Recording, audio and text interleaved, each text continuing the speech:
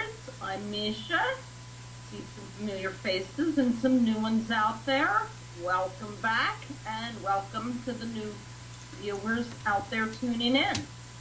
I hope everybody had a fantastic week. Tonight, I have some special guests on this evening. They are hosts here on Penn.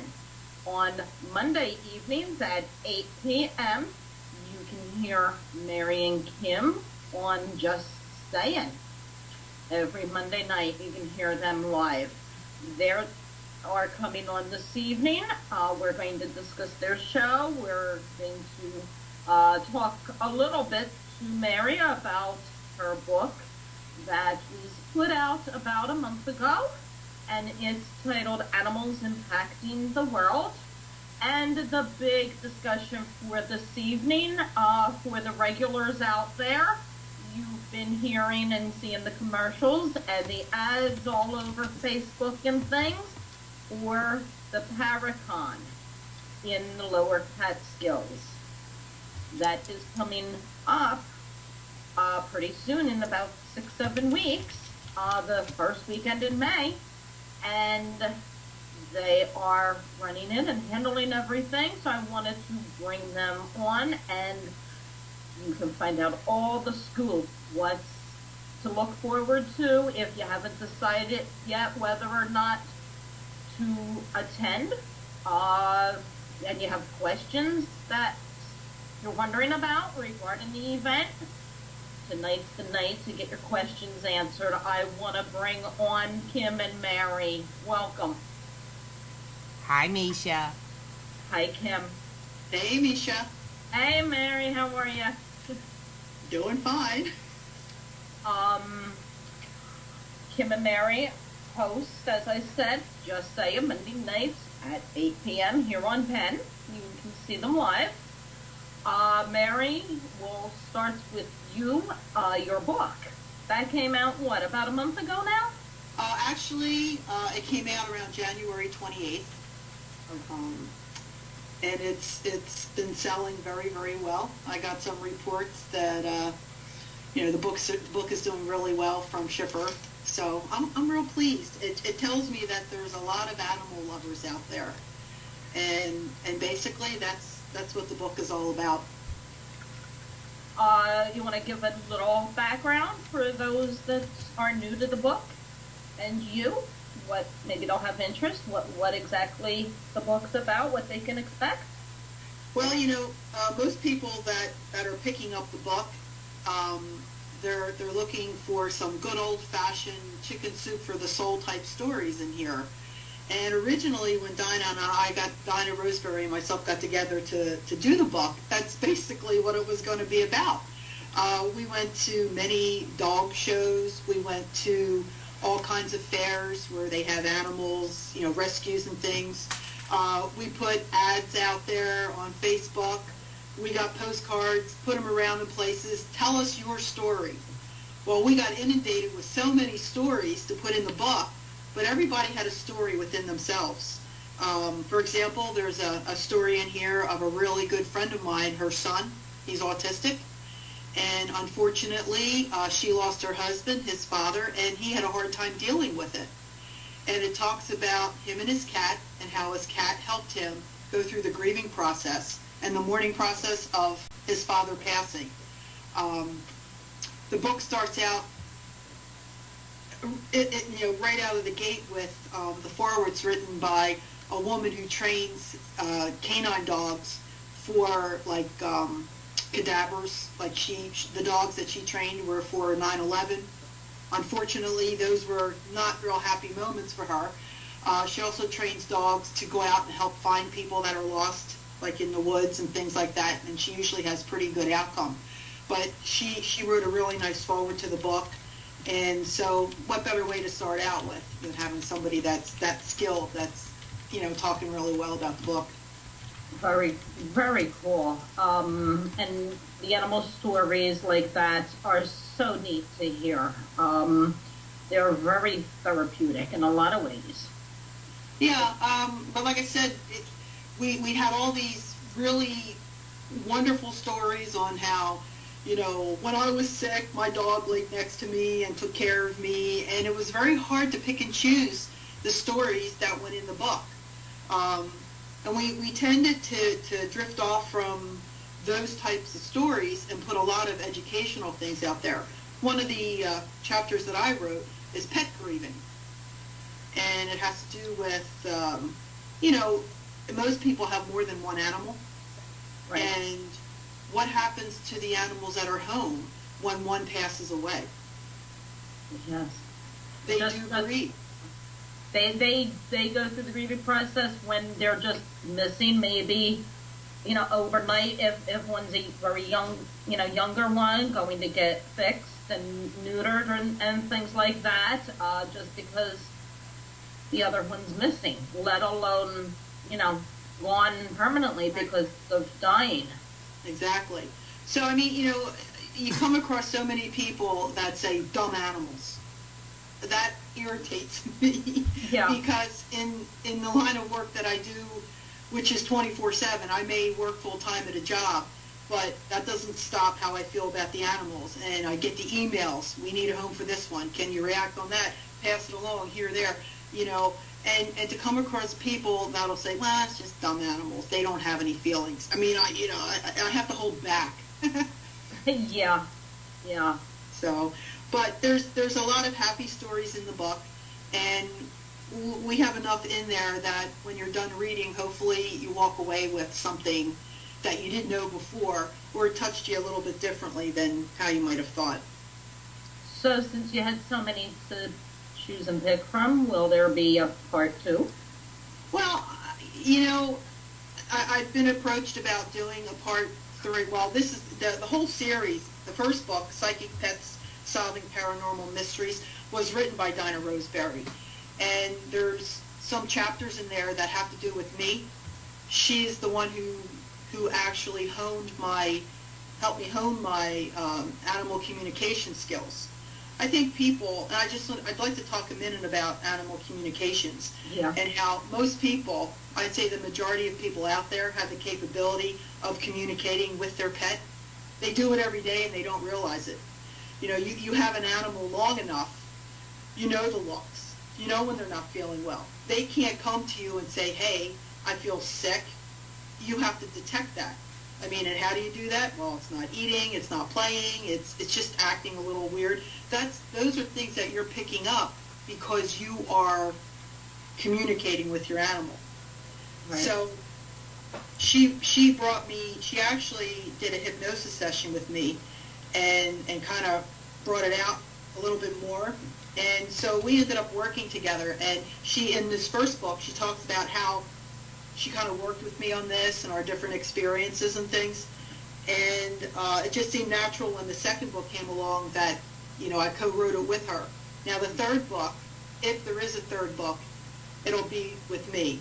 She's taking a step back. Dinah's not in the best of health right now, and she said, that's it, the third book, you decide to do a third book, it's all on you. So I've been kind of scouting out ideas and different ways I'd like to take it, because for those of you that have gotten a copy of my book, and there's a couple people in the chat room that I know have got my book, I kind of left things open with the ending. I wrote the conclusion. And I basically, in a nutshell, talk about how animals have been around forever. And there's something with the animals that they've learned to survive. And if they're surviving, maybe it's time that we kind of keep an eye on them and see what they're doing and learn from them. So I just kind of left a little zinger in there that maybe if there's a book 3, I can pick up where I left off there. There you go. Sounds good to me. I'm shocked that she helped you fine-tune the animal communicating through hypnosis. Yeah, well, it's kind of strange to say. I've had the ability since I was a kid, and this is going to be the first time that I'm going to. So you're going to get a first here, Misha. I'm not really proud about talking about this, but eventually it's going to come out. Everybody knows that I'm empathic. People that know me know that I'm empathic. And the first time that I realized that I had a connection with animals was through being empathic. And I was about 10 or 11 years old. And I was down the shore. My parents had a shore place, New Jersey, in the Pine areas. And it was a bay, and they had lagoons around it. And one afternoon I was bored to tears, and I was going around to all the docks. And I had a big stick in my hand, and I saw this crab in the water. And I started poking at the crab, watching it move. I thought it was cool to watch the crab run from one piling to another. And only one poke, I kind of poked too hard, and I crushed its claw. And I don't know if it was mind over matter. At least I thought it was at the time, but later found out that most likely it was because I was empathic. My right hand hurt for 2 days.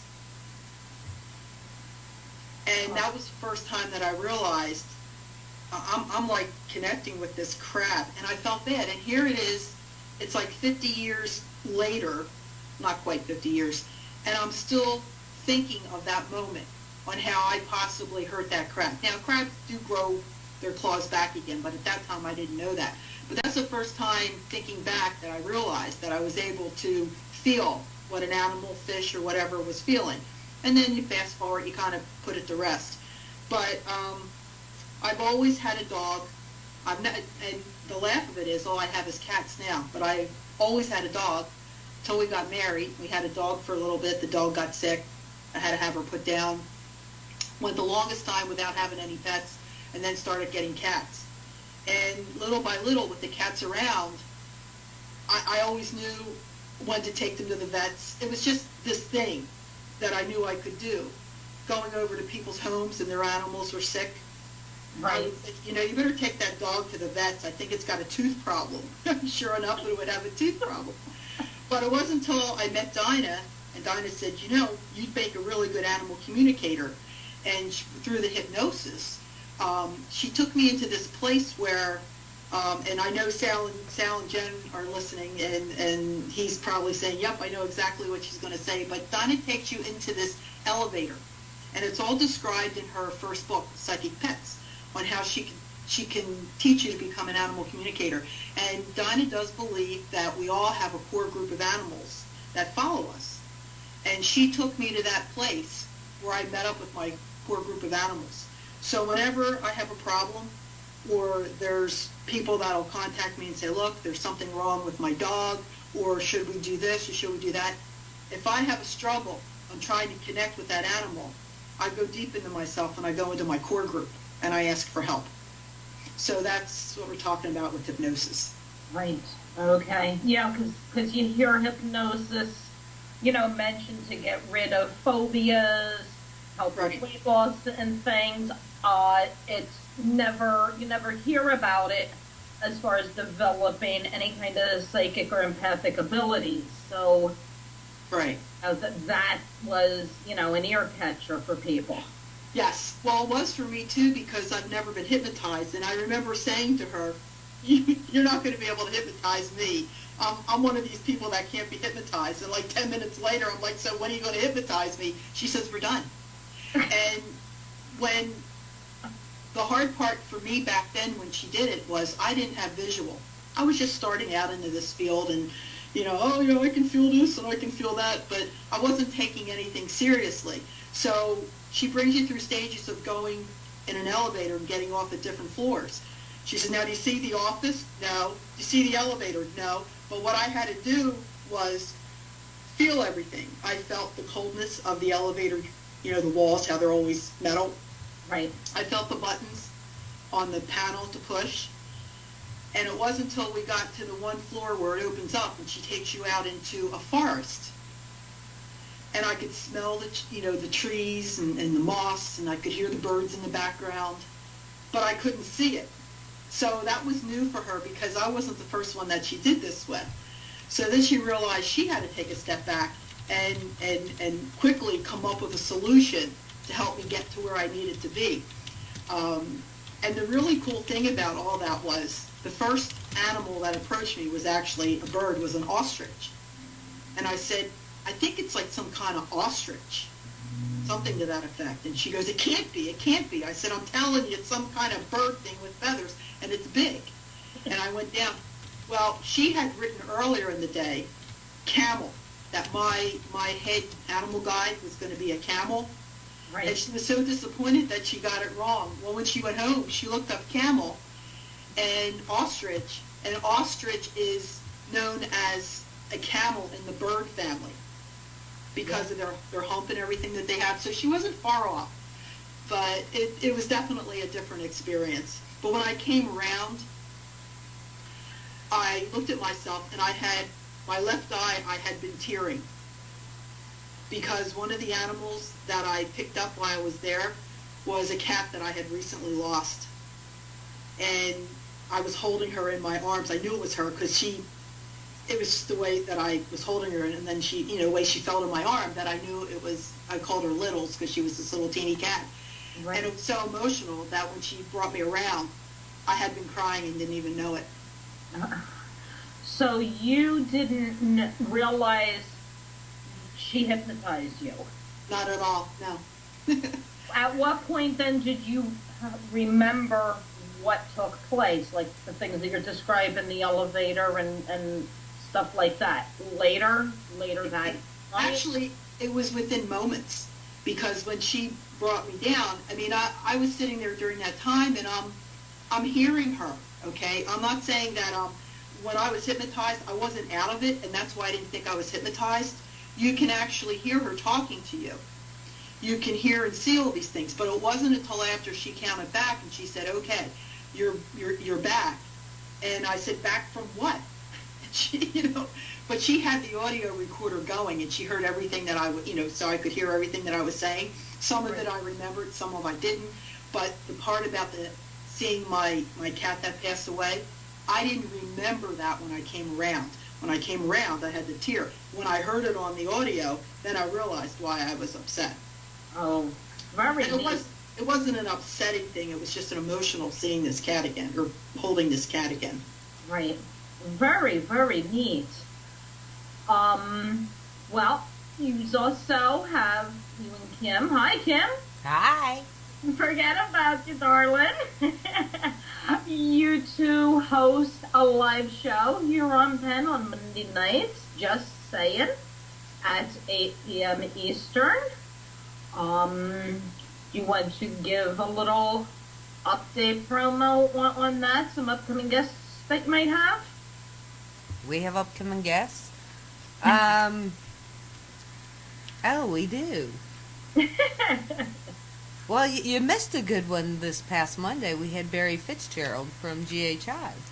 Did you? Yes. I missed it. Monday night I was getting ready for Dallas, JR's funeral. Sorry. That waited all week for that one. Yeah, I'm going to have to catch that one on the archives. Yeah, that one was good. That man's got an accent that. Easy. I heard rumors from Eric that Kim short-circuited the keyboard from drooling. I did not. There was some definite cleanup that had to go on. Yeah, he was awesome to talk to, and we posted the podcast of the show that's on YouTube. I've watched it twice just to hear him say, "and Mary." When he said my name, I was like, "Oh, let me fast forward to that spot." No, but you know what? You never know what to expect from somebody who's been on television and has had a lot of, limelight cast in his direction. He's very, very humble, very nice guy to talk to. And when the show's done, it's almost like we did him a favor bringing him on our show, if you can imagine. Wouldn't you agree, Kim? Yeah, he's the nicest guy, and I can freak him out with my memory. So yay, that works. And the two of you are co-hosting another thing too, a very big event. We want to talk about this evening. It is the first weekend in May in New York at the Stanley Hotel. Shanley. The Shanley Hotel. Yes, in Napa, New York. Yes. I love saying Napanock. I had to say that. I'm glad you did because it wouldn't come out of my mouth. Not tonight. It was a long night last night. Long week. Changing the clocks and stuff, just a killer. Yeah, everybody I talked to has been telling me, oh my God, it's only an hour, but it's killing me. And then by the time you get used to it, you change your clocks back again. Yeah, well, when you're one that doesn't get enough sleep to begin with, losing an hour, you can't afford it. So, we're all excited because that's happening on May 3rd and 4th. Yes. It'll be here before we know it. How did this come about with the two of you doing it and holding it where you're holding it? Well, first of all, I don't want to take credit for anything. This is Kim's baby. I just kind of steered her in the right direction on. The Shanley has a senior center next to the place, and boy, that would be a good place to have an event. And then Kim ran with it. Kim got drugged down the street with it. Yeah. The weird thing about the Shanley is I've been going there for, I guess, about 5 years and never paid attention to this building on the other side. The Shanley Hotel, it's a nice-sized place, but there's no way you could do what Kim's planning to do there. So when I saw this building next door and I talked to Sal about it, he goes, oh yeah, he says, we can rent it out. Over I go. And I'm taking pictures with my cell phone and I'm sending them back to Kim. And I'm not saying anything to her. I'm just saying, look at this place. And then the idea developed. The light bulb went off in her head. And so we kind of got together and worked out the details on securing the place, and it's been going crazy ever since. Yes. You have guest speakers, which you're going to be one of them. You are renting vendor spots, and those are going pretty quick too. Do you have some left? We do have vendor booths left. We're running really low on the booths where the vendors would need electricity. We only have 4 of those left, but we do have booths available. Without electricity. Yeah, well, they're in a building. It's just they don't have a socket real close to them, so without it, you get no electricity. Right. So, what exciting things? Any secret scoop that you can reveal that isn't known yet? I don't know if there's any secret scoops that aren't known yet. We've totally sold out the second floor. We've sold out all the main rooms in the bordello. Right now, the only rooms we have available are called investigator rooms, and it's on the 3rd floor, which is considered one of the most haunted areas of the Shanley. But there's no furniture or anything up there. It's just like indoor camping. Bring a sleeping bag or an air mattress. That's all we have left there. And we have a day bed, which we're calling a half bed, in the main room of the bordello, but it has no doors. The other 3 rooms have to go through there to get out. Right. But we have all kinds of little twists and turns with everything. Oh yeah. Well, I think you're coming, right, Misha? I don't know now. Again, I have to get a hold of somebody. It's still up in the air. Oh, we found a room for you too. Plus, I have to see what's going on with my father. He might end up needing surgery. He had to get sprayed today, but they have a feeling it's tendons or the pulled ligaments, which is going to need surgery for that. And it's his left arm. He's left-handed, and his business somebody has to be there for the business, and Right now, it was him and only 2 employees. So far, something went on with the other employees, so that only leaves 1 person there to run the business. So I thought I was, then this has come up. So I'm back to I don't know yet. Because Kim and I found, we actually found this spot that you can stay.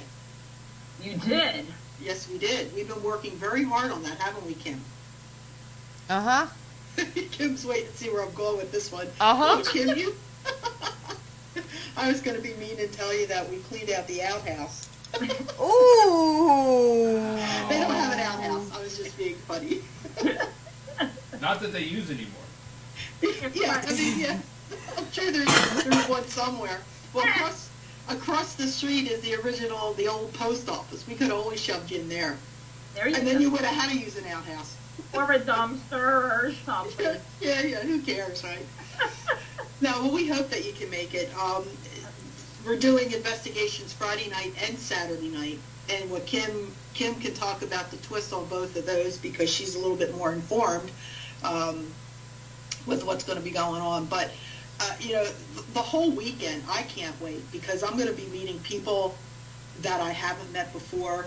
I love the idea of the networking and learning ideas and I'll call it trade secrets from others, and just being around people that like yourself, for example, if you make it out there. Now, you and I have met, but people like Patty, Betty Cumberford, and her team. I've never met David or Tracy. I'm excited about meeting Jody Cook because he's been a guest on Just Saying a few times, and he's very interesting. So I can't wait to hear, what he has to talk about. It's just, that camaraderie of everybody joining and wanting to do the same thing, but we all do it differently, and then we get together and share. So I'm looking forward to that. Yeah, and getting to meet everybody. And of course, just spending time at the Shanley, and Kim and Eric's going to be there. When Kim and I go to the Shanley, there's always something unusual that goes on. There's always something unusual that goes on anywhere you go. Yeah, but the Shanley Is special. something definitely goes berserk when we get there together. Well, it should really go berserk with how many other psychics and empaths that are going to be there. Oh, this is going to be crazy because I think just alone in the Shanley, we have Tracy Ray, Patty Zakis, Robin Marie, D-Dove,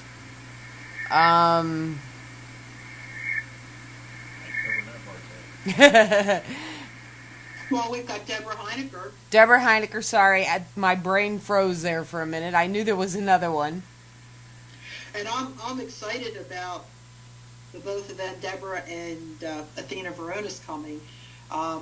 They have a business called Vesuvius Investigations, and we've said this a zillion times for those who don't quite recognize Athena Veronis' name, but the movie Silence of the Lambs, Jodie Foster was the FBI agent. Athena was the FBI agent that taught Jodie all her moves, and they kind of molded the character after. Right. She hooked up with Deborah Heinecker, who's a psychic medium, and Deborah has worked with law enforcement on finding missing people. She was involved with the Natalie, and I always get the last name wrong, Hallowell? Holloway. Halloway. I see, that's why you're there to correct me, Kim. Looking for missing people, and unfortunately sometimes they find a lot of dead people. But anyway, they started Vesuvius Investigations. Athena has retired from the FBI, and they work with private citizens as well as law enforcement to basically doing the same thing. So we were privy to being with them up in Gettysburg this past Halloween, and it was just amazing watching Deborah work. We had her, we brought her up to a barn. We didn't tell her anything about the place, and she was talking about things left and right. Kim and I were like looking at each other like, it was just so amazing. And she even told the owner some things that the owner didn't know, and the owner did some research and found out that Deborah hit the nail on the head with everything. So for going to the Shanley. She knows nothing about the Shanley. She doesn't want to know anything about the Shanley. I just can't wait to sit back and watch her get to work. Well, the fun part about it is Patty Zakis has also made it a point not to look up anything on the Shanley, to avoid it at all costs. But apparently she's being visited by our little friend from the well, Mary, who keeps telling her things. I for the most part don't. I tend to do that too. I don't want to look anything up when I go somewhere, because you want to not be concerned with if what you're picking up is what was a little bit of info, and if you're feeding off of that and stuff. I know a lot of people, when they're investigating, if they're psychic, they choose not to know anything. Just give the address and tell them where and when to be, and that's it. And don't want background info at all. But I know I saw the video of the cat that's floating around. Yeah, that cat, I think almost everybody who's been up there has got an EVP of that thing. Yeah, that's really neat. What can somebody that is not, with a group or vending, but is, into the paranormal, or just have seen the shows on television, what would somebody like that, what can they expect, for the viewers out there that always wanted to partake in something like this but have no clue what to expect on their end, and maybe are leery of coming because they're not with a team, they've never done it before, and where are they going to fit in at? Well, this is going to be pretty cool, because the way we have it set up, normally speakers take 45 minutes, an hour, 2 hours, whatever, and they sit there and they do a presentation for you.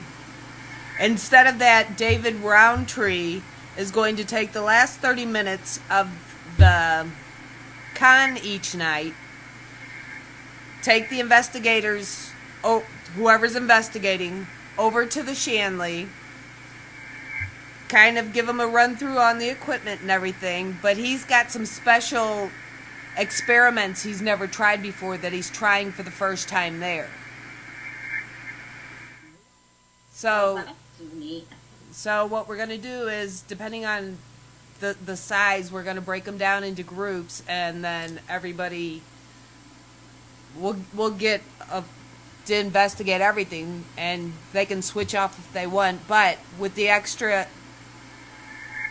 experiments, it's something new. It's something exciting. I mean, even if they're not seasoned investigators, it would still be cool to be in on the ground floor of this particular experiment. Right. Yeah, I've hosted a few fundraiser things for historical sites around here, where they set up for the public to, buy the tickets, however much it is, and they get to spend 4 or 5 hours with teams to do an actual investigation, and they break them up, that the team members break up into different groups depending on how many are needed, and go at different sections of the building or the grounds and things like that, and then rotate. That they have, if there's 3 areas to go, an hour each area per group, and then you switch and rotate so that everybody gets to go on it, and they're told, you can bring video camera, flashlight, whatever they might have that they want to bring, and then they use the equipment that the team has that's touring them. Is that's basically what can be expected here for people that aren't an outright investigator? Yeah, for the most part. Our investigations each night are only scheduled for 3 hours simply because almost everybody staying there is either a speaker or staff. And we need to get up the next morning to do it again. Right. What time does this all start on Friday? Friday afternoon, it starts at 4 p.m. Eastern Time and runs till 9 o'clock. Then from 9 to midnight is the investigation. Doors open back up 11 o'clock Saturday morning, run till 9 o'clock. And then another 3-hour investigation till midnight. Okay. I have to butt in here for a second. I was going to, when Kim was saying how some people have to sleep, and I was getting ready to say, I know some people that will be up all night, and as soon as I was getting ready to tell you, Sal and Jen posted in the chat to Kim, some of us don't sleep, Kim, and I was going to refer to Sal and Jen, because Sal, he only needs about a half hour, maybe 45 minutes to rest up, and he's back. Well, I got He keeps kicked on out. going. I got kicked out of the chat room, so I can't see it, Sal.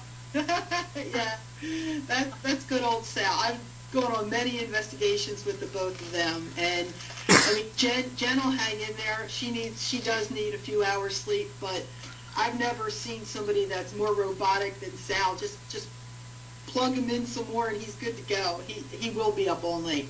Yes, but he must remember we plan on working him to death during the day. Oh, he'll find. Yeah, that's what he says. If he sleeps, he snores, and so no one else sleeps. So he tries to stay awake the whole entire time. Sal and Jen are both part of our staff. Don't you find that a lot of people in the field, the psychic field, are night owls? Oh yeah. Oh yeah, I agree. We try and fall asleep, and Kim will probably chuckle on this one. The last time we were at the Shanley, we attempted to sleep, Yeah. but we were not permitted to sleep. If that makes sense. We had gone up there after leaving Gettysburg. We went up for an overnight, to check out the senior center and the rooms and things, and we stayed in this room that I always stay in. It's in the back on the second floor, and I think it's called the Rose Room. And I always like to take that room because it's got its own bathroom, for starters. That's what's prompted me first time around. But I actually slept when I went into bed. Most of the time I'm all keyed up and I can't sleep. And when Kim and I went, naturally I said, let's go take this back bedroom. And there was only like one other person there. I think it was Smiling Mike. It was. The one that just won the lottery. So, I mean, here we are. We have the place to ourselves. How cool is that, right? And I might add a series of Bad Bee shark movies. Yes. So we're watching, you were watching those movies, not me. I was playing around on Skype. But anyway, we're dog tired because we had just gone through Gettysburg. We came home, Sandy the hurricane hit, all right? And as soon as we were actually supposed to leave Saturday, but we got some damage done to the house, so we didn't leave Sunday. So we got up Sunday, did the 3.5 hours drive, did our running around that we wanted to do, did a little bit of investigation, not much, finally went to bed, and dog tired. And as soon as we walked into the room, I had stomach issues, and she had stomach issues. Like, her stomach was growling. Mine was, like, hurting, and I wasn't sick or anything. I would walk out of the room, and it would stop. It would totally go away. I'd walk back in. I said to Kim, if I start making weird noises during the night, I'm sorry. I can't help what I do in my sleep. But sleep never came. I'd go to fall asleep. I'd wake right up. She was up all night, too. We'd be sitting there. She'd be up. Her stomach was, like, growling and making all kinds of weird noise. I mean, we were a mess.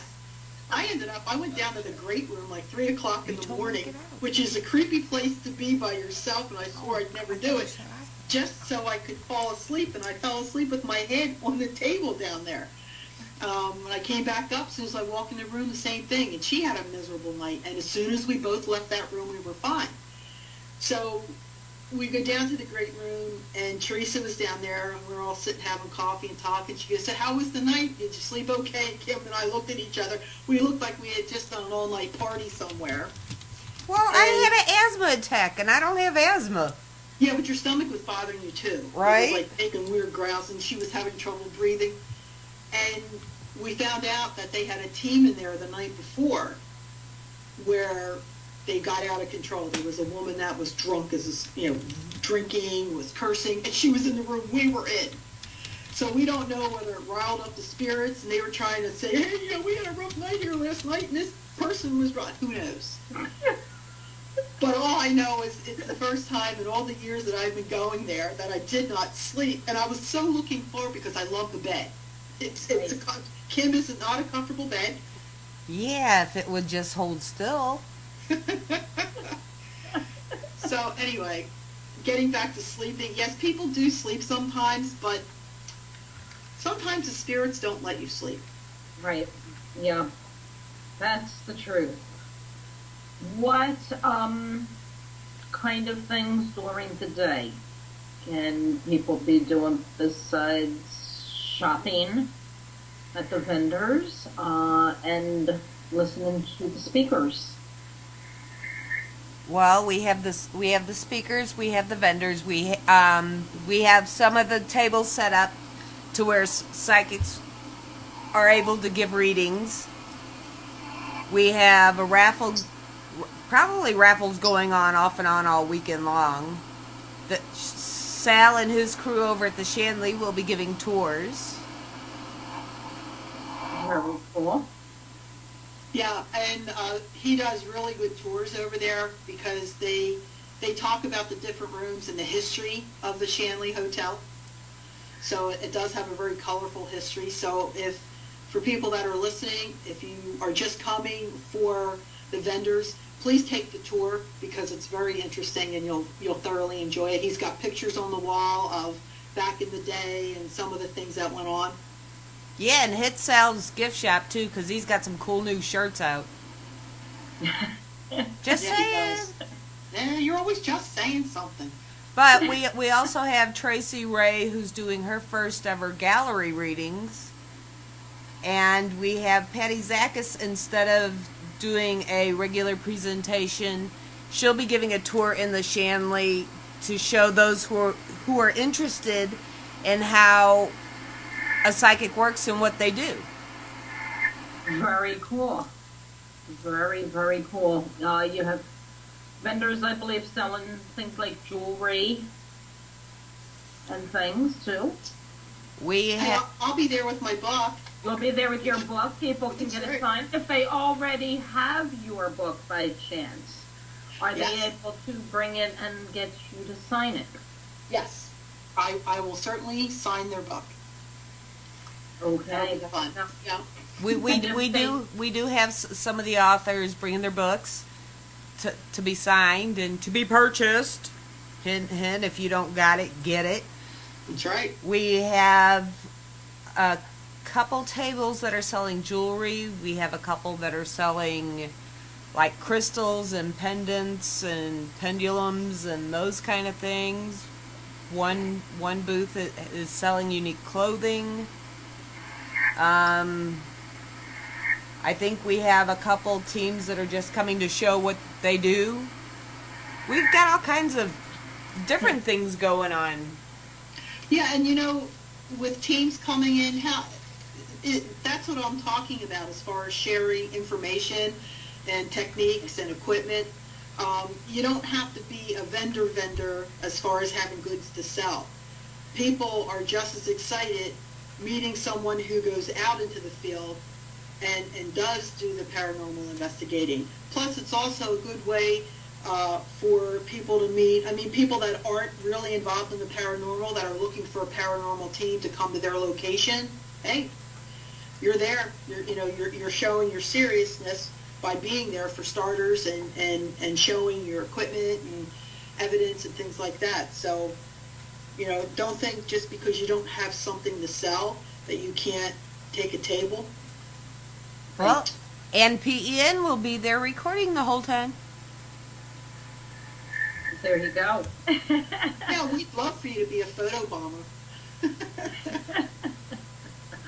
I'm hoping to make it. Because, like I said, my father just got X-rayed this morning.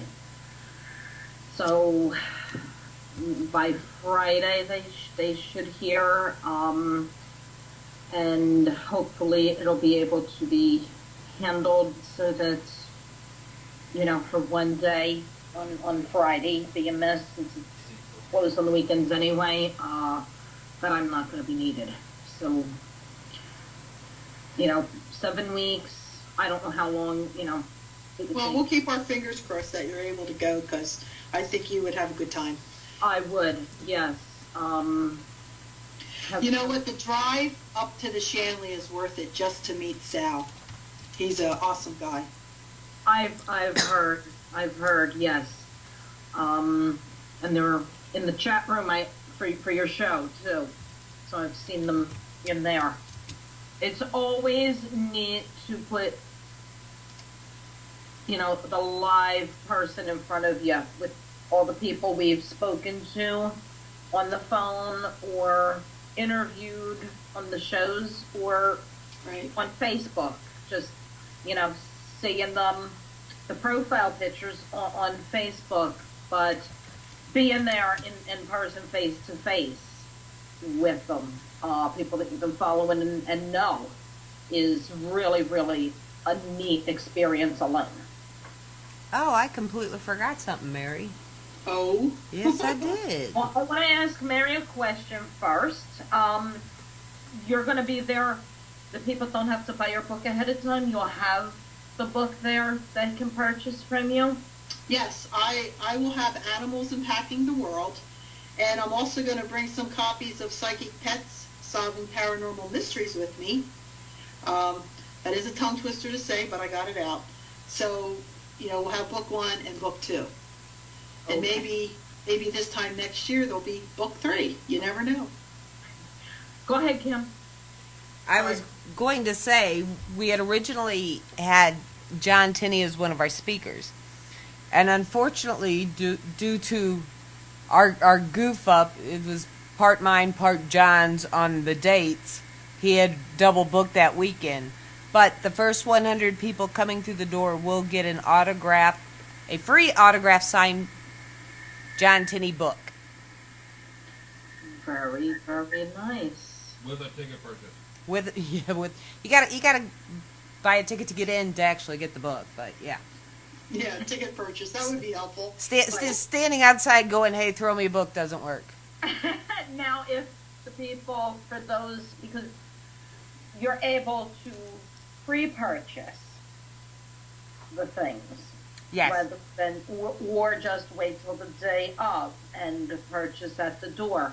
For those people that pre-purchase, is that offer stands too? Whether, as long as they're the first 100, it doesn't matter if they purchase tickets there or pre-purchase them, correct? Right.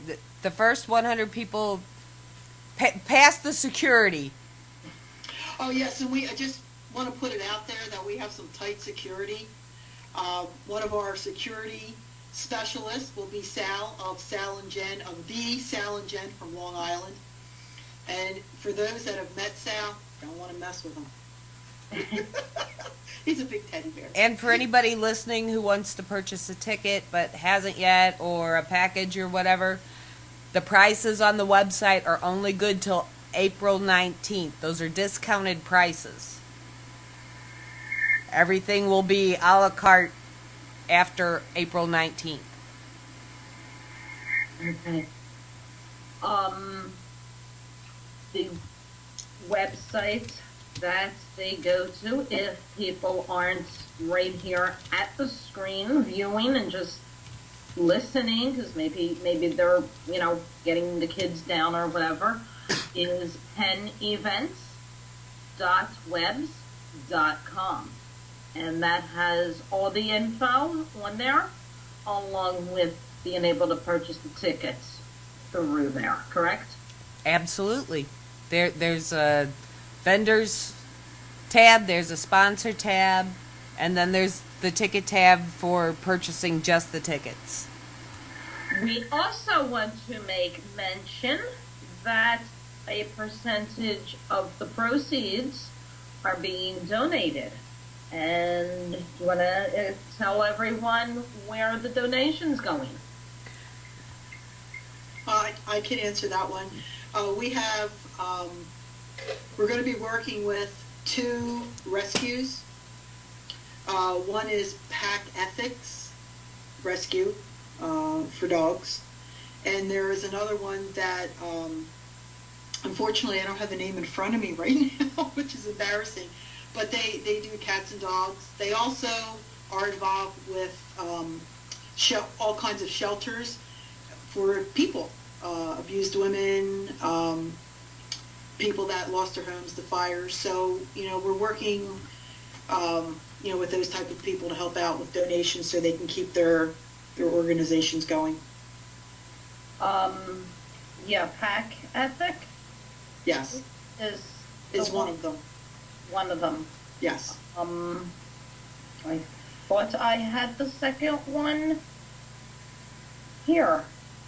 Well, I did, and now I can't find it. And Kim's not privy to that one, so I can't look to her. But it's a local rescue that's about 20 minutes away from the Shanley Hotel, and we look forward to working with them too. And we'll be putting it out there. We just recently hooked up with them, so that's why I'm a little shy on the name. Not a problem. For people that want to vendor, what time are they able to start arriving there to set up their spot? Friday we have it set up for check-in and for setup at noon. No, I'm sorry, 2 p.m. on Friday. And then if they're only doing one day, then it would be 9 o'clock on Saturday. For checkout. No, that... Oh, they're okay. If they're only doing one day. For the day. Right. 9 o'clock. Okay. Okay. If they're only coming, for whatever reasons, sleep. Do you have anybody just sleeping over Friday night and not doing Saturday, which would be odd, but all the rooms that are booked at this point are all full weekend. Full weekends. We do have them available for one night, Okay. but right now everybody that has reserved has paid for 2. Right. Okay. So check in on Friday is at 2, and they can check in and then go and start setting up. Right. Their spot. Who do they see when they get there to set up to find out their spot location? They need to go to across the street from the Shanley Hotel to the Shawangunk Valley Senior Center, and there will be 2 lovely Jens sitting at the table to sign them in. Very good.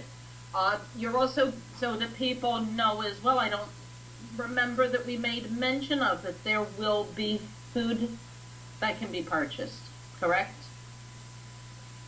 That people are, wondering about. Well, actually, sorry, speaking of food, I just stuck something in my mouth because I didn't think I'd have to talk. I psychically picked that up, see? I know, you had to go pick that question. Now, there is a little deli that is right next to the Shanley Hotel that makes really good sandwiches and breakfast stuff. And There's Danishes. also a place on the corner. There's pizza places that deliver, and I believe Sal from the Shanley has located a vendor that will be like outside selling food. So there's going to be plenty of stuff around if you get hungry. We're not selling it inside, though. Okay. So I wanted to mention that and let everybody know because, if vendors are thinking they're set up inside, they might not be thinking they have to have something with them to eat, that they'd be able to, just walk across the room or whatever and get something. So they'll need to bring something with them, or they can order. Well, they can either order it and have it delivered. They can walk to the other side of the Shanley and pick it up, or if they really are desperate, they can sweet talk one of the staff. Maybe for a good tip, they'll go run for you. But no, that we did not want to be responsible for the health codes and the vendor's license and everything to serve food inside, so we opted out of that. Right. But there's plenty of locations within walking distance, literally walking distance, like right out to the parking lot and around the corner. Right. Plus, they're in the process of building a Walmart, and I'm not sure how far they're along, but it's directly behind the senior center. They just walk through the bushes into the parking lot, and you're right there. And there's a little restaurant there too. So there's plenty of things within walking distance that you can go grab. It's not isolated back in, with nothing around. Oh no. Well, actually, it is isolated, but there's enough little spots that are isolated with it. Right. You know what I mean? Right. They're not like out of King of Prussia, as I could put it to you. Right. So, but we're talking about paranormal investigators here for the most part, and most paranormal investigators always have a cooler with them with something good. So. Well, and we are asking that if the vendors are gonna sit down and have a meal, to do it not at the booth. I mean, snacking, drinks is completely understandable, but if you're sitting down with a pot roast, go to the gazebo outside. For hot wings, hot wings is another one. Right. Now, another question. The whole entire, because you said it's until on Friday night till 9 o'clock, and then investigating. So for the vendors that are selling, they are selling between 4 and 9 on Friday. Yes. And they close up. Yes. Well, technically they don't have to close up. All they have to do is organize however they want to organize, because we're locking the building down. Nobody can get in the building once. Right. They'll be able to keep their things there. Right. They don't have to strip down the booth to redo it in the morning. Right. Okay. What is off limits? We don't want them eating a big dinner at the thing. Areas that no eating's permitted, or set certain smoking areas, or some regulations that people need to know. Smoking's outside, period. Right. I think our only other really big regulation is if it's another network that we ask, you're more than welcome to interview and record, but there will be no broadcasting. Right. Simply because it's Wi-Fi. It's not enough to carry it anyway, and being PEN, we get first dibs on any broadband. Absolutely. What other show hosts that are going to be there for the viewers out there that view us regularly? I know Shannon from Paranormal Minds is going to be there. Patty Zakis was a PEN host, and we're always hoping she'll come back with the fringe element. Mary and myself, Eric and I both do a show on Friday evening, Pima TV. Last I heard, Torch was trying, but they couldn't guarantee anything, and same with Off the Wall, Becca Sugar. And of course, Mary will be there from Just Saying. Mary's going to be all over the place. All over. She is. That's me. And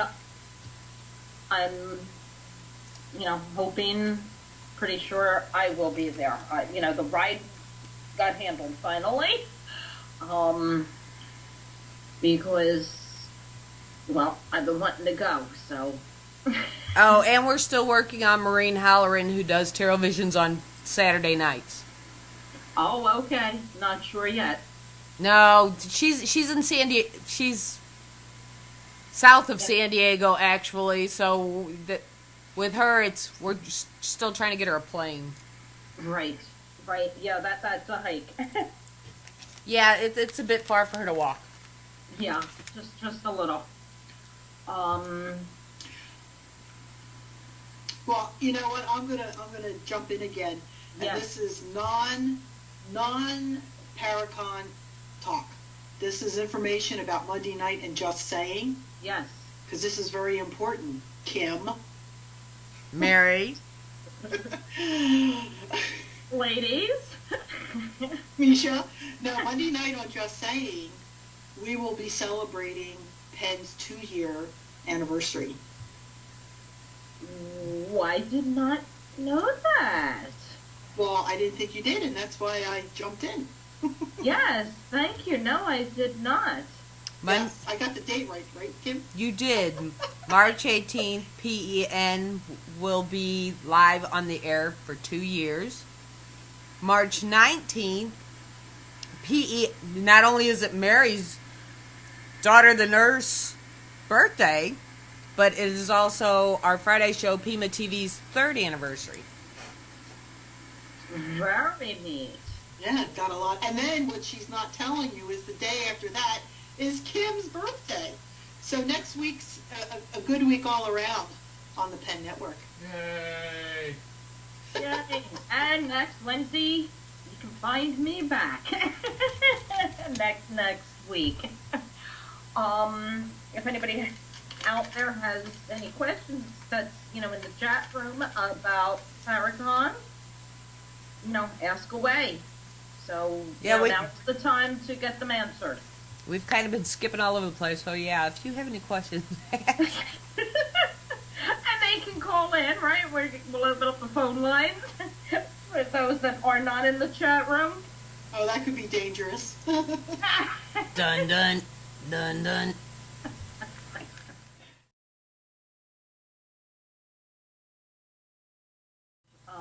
Investigations. This is non-Paracon related too. Mary and I are going to be meeting up again in 2 weeks Yes, we are. at Fort Mifflin. Yes. I can't wait. I We're going to have a good time. Well, there's a purpose why we're going. Mark Sarro Yes. is a good friend of all of ours. And you met him. No, you haven't met him yet. No. But right. he is writing a book on Philadelphia haunted locations.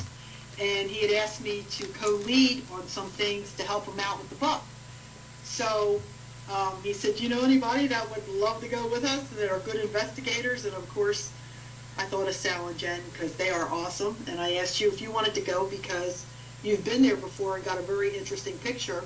Yes. So we'll be going March 24th on Sunday night. Hopefully the weather will be fine. But you know what? I'd rather go to the fort when it's cold. I've been there in major snowstorms. I've been there during hurricanes. You name it.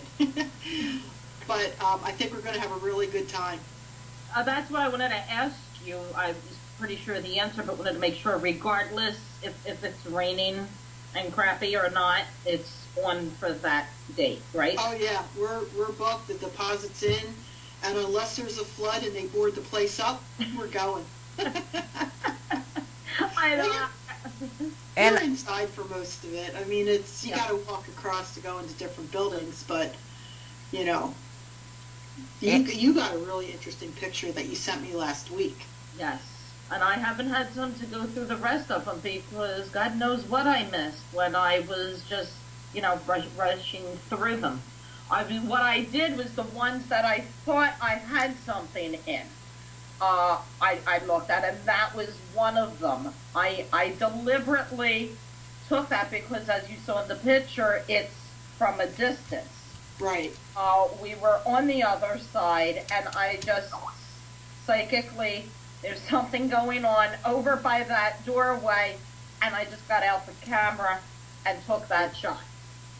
And I've been meaning to send it to you, and when I put you on, something's been going on either one's end, you or me, and just didn't get around to doing it till the other night. Yeah. Well, when you sent that picture over, there's something there at that door, and I couldn't look at the door. I kept zooming over to the right, which is where I saw that man. But I don't know, there could be something in that doorway too. I saw 4 different things in that picture. When I was saying that the entrance way, it was on the right, but it was in between the man that you saw at the wall. Right. And the entrance way. You know how it had, I want to call, like the door, if it was a door, the door frame, the cement edging. Right. Of entrance on the right side. And it almost is the way it's taken at the angle, and being that it was from a distance, it almost looks like it's a stairway. Yes. That's the area where I was seeing a couple things going on. Well, So, you have to understand with Fort Mifflin, it was pummeled to the ground. I mean, it was getting hit like thousands of cannonballs an hour, and it literally knocked the fort to the ground, and it got rebuilt. So, you may be looking at something that happened before, okay? It got rebuilt. right. So who knows? But that picture said a lot of things. Sure did. I sent it over to Kim, and I said, check this out. And she's looking, and then all of a sudden you get, I see it. But we're talking about, Misha was standing right in front of the soldiers' barracks, and she took a picture across the yard where you see on the right-hand side, it's the officers' quarters and the powder magazine. And it's right at the beginning of the powder magazine that there's something in the doorway, and to the right there's definitely a picture of some man standing there. There sure is, and how in the hell I didn't see that is beyond me. Yeah, but when you're looking at it, you don't see it. The only reason why I found it is you tell me to blow the picture up so I can look at the doorway. And when I blew it up, I was to the right of the doorway, and I saw that. Right. And See, that's I was focused on the area I was focused at. Yeah. And I didn't really, I glanced over at the yellow building. Because to me, I don't know, windows are tough because you can get sun glare, all kinds of glare, smears, smudges, given an appearance there or something. But I thought there was maybe a little something in the one window. But my focus was zooming in back there, over at the entrance, and I never expanded outward. And completely missed them. Well, that's why it's always better to have other people look at pictures, because you'll see one thing and somebody else sees something else. So. Yeah, and if you miss the voice recorder, Mary will rag you about it.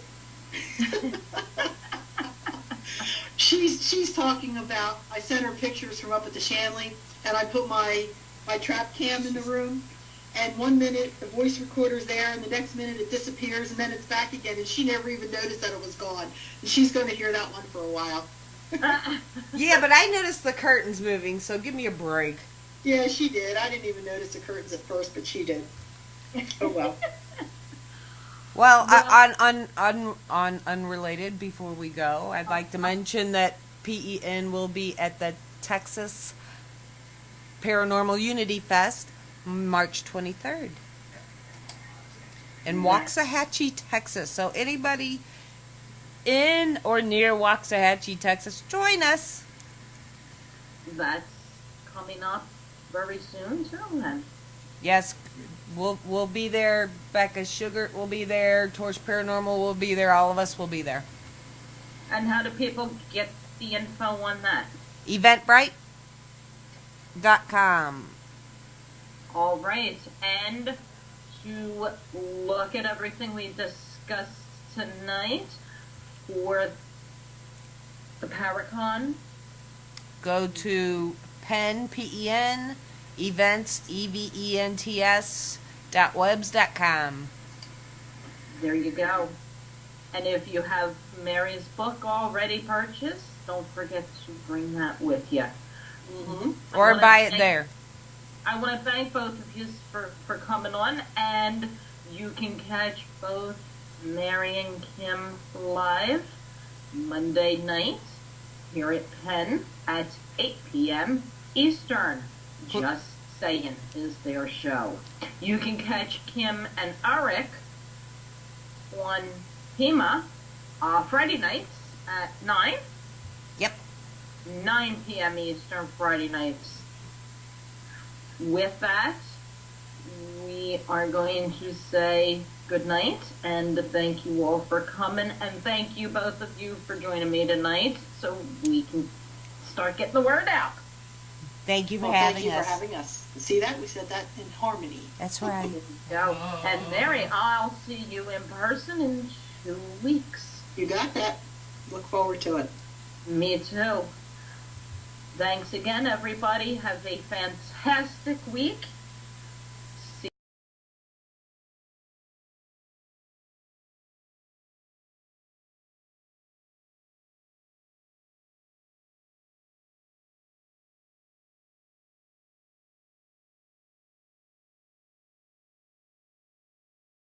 Put a lot of educational things out there. One of the chapters that I wrote is pet grieving. And it has to do with, most people have more than one animal. Right. And what happens to the animals at our home when one passes away? Yes. They Just- do grieve. They go through the grieving process when they're just missing, maybe, overnight if one's a very young, younger one, going to get fixed and neutered and things like that, just because the other one's missing, let alone, gone permanently because of dying. Exactly. So, I mean, you come across so many people that say dumb animals. That irritates me. Yeah. Because in the line of work that I do, which is 24/7, I may work full time at a job, but that doesn't stop how I feel about the animals. And I get the emails, we need a home for this one. Can you react on that? Pass it along here, there, and to come across people that'll say, well, it's just dumb animals. They don't have any feelings. I mean, I have to hold back. Yeah. So, but there's a lot of happy stories in the book, and we have enough in there that when you're done reading, hopefully you walk away with something that you didn't know before, or it touched you a little bit differently than how you might have thought. So since you had so many to choose and pick from, will there be a part 2? Well, I've been approached about doing a part 3. Well, this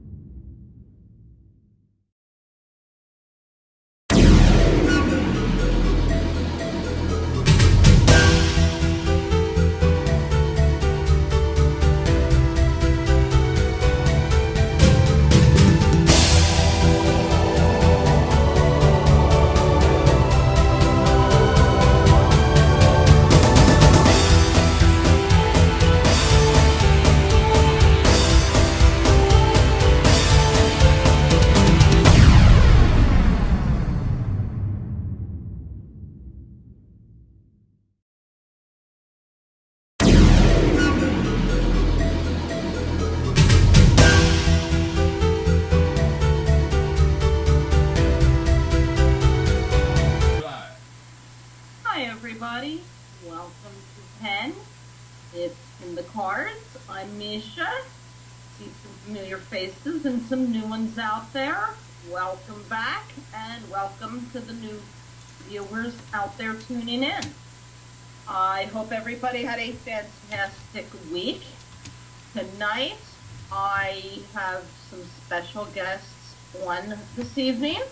They are hosts here on Penn. On Monday evenings at 8 p.m., you can hear Mary and Kim on Just Saying. Every Monday night, you can hear them live. They are coming on this evening.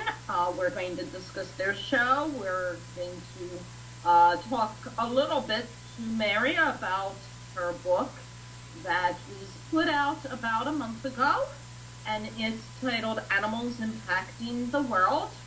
And the big discussion for this evening, for the regulars out there, you've been hearing and seeing the commercials and the ads all over Facebook and things for the Paracon in the Lower Catskills.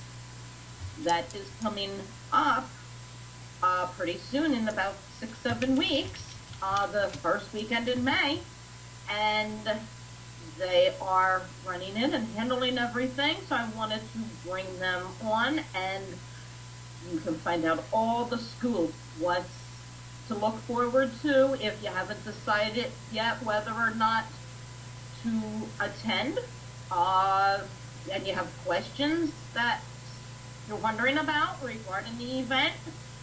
Tonight's the night to get your questions answered. I want to bring on Kim and Mary. Welcome. Hi, Misha. Hi, Kim. Hey, Misha. Hey, Mary. How are you? Doing fine.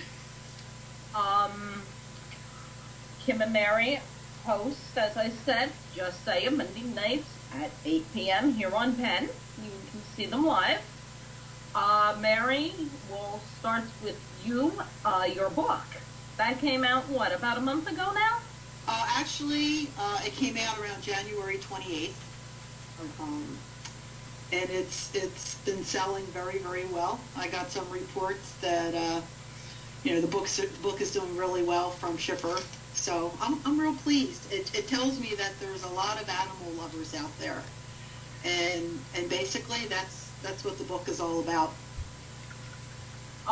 You want to give a little background for those that are new to the book, and what maybe don't have interest, what exactly the book's about, what they can expect? Well, most people that are picking up the book, they're looking for some good old-fashioned chicken soup for the soul type stories in here. And originally, when Dinah Roseberry and myself got together to do the book, that's basically what it was going to be about. We went to many dog shows. We went to all kinds of fairs where they have animals, rescues and things. We put ads out there on Facebook. We got postcards, put them around in places. Tell us your story. Well, we got inundated with so many stories to put in the book, but everybody had a story within themselves. For example, there's a story in here of a really good friend of mine, her son. He's autistic. And unfortunately, she lost her husband, his father, and he had a hard time dealing with it. And it talks about him and his cat and how his cat helped him go through the grieving process and the mourning process of his father passing. The book starts out, right out of the gate with the foreword's written by a woman who trains canine dogs for cadavers. Like the dogs that she trained were for 9/11. Unfortunately, those were not real happy moments for her. She also trains dogs to go out and help find people that are lost, like in the woods and things like that, and she usually has pretty good outcome. But she wrote a really nice foreword to the book, and so what better way to start out with than having somebody that's that skilled, that's talking really well about the book. Very, very cool. And the animal stories like that are so neat to hear. They're very therapeutic in a lot of ways. Yeah, but like I said, we had all these really wonderful stories on how, you know, when I was sick, my dog laid next to me and took care of me, and it was very hard to pick and choose the stories that went in the book. And we tended to drift off from those types of stories and